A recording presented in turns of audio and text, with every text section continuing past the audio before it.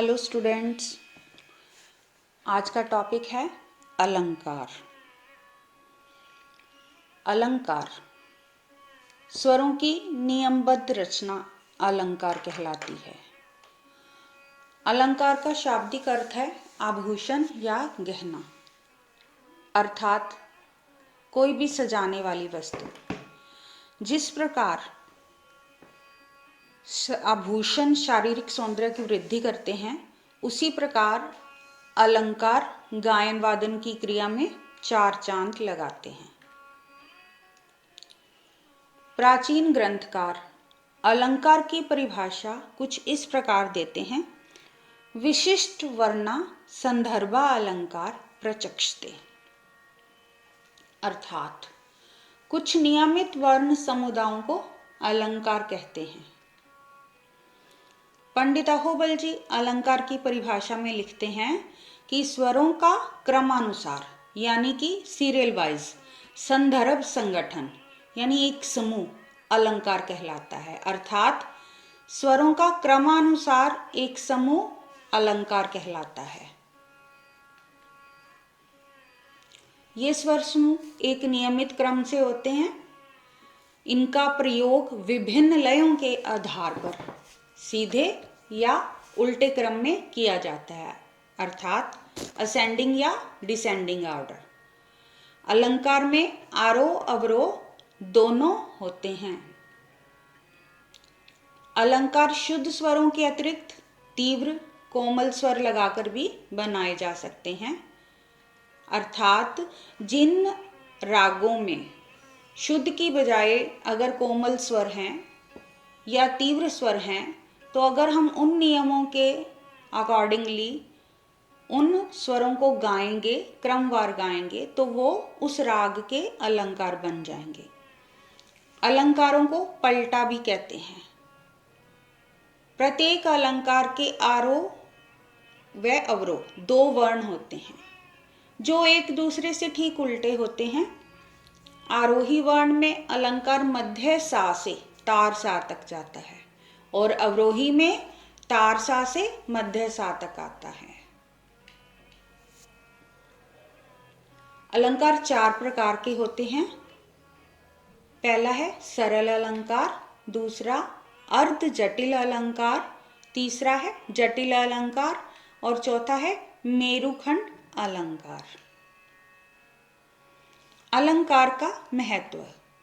अलंकार जो गाए जाते हैं उनका आखिर क्या यूज है हमारे लिए, इस चीज को हमने अलंकार के महत्व में लिखना है।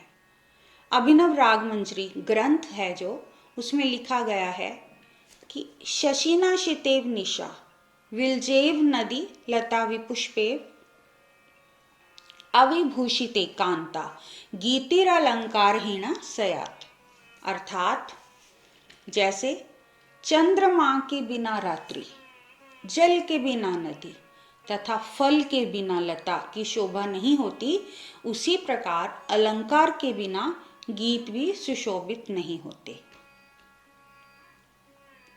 अलंकारों का अभ्यास हमें क्यों करना चाहिए?